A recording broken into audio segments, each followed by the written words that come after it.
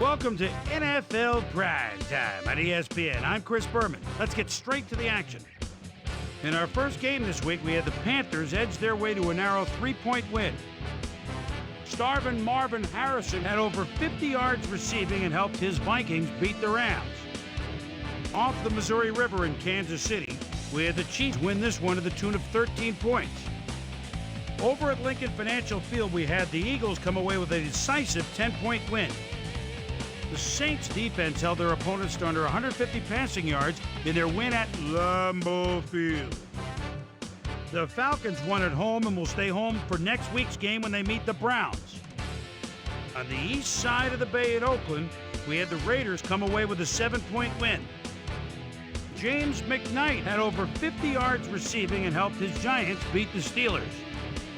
Down in Nashville, we had the Titans fall by 10 points. The Seahawks defense held their opponents to under 50 rushing yards in their win at Seattle Stadium. The Browns won on the road and will have to travel again next week when they meet the Falcons. At the home of the Indy 500, we had the Colts get nipped by 3 points. And in our final game, we had the Cowboys come away victorious. So another week in the books here on ESPN, but what do you say we hand out a few game balls before we go? Here's my primetime players.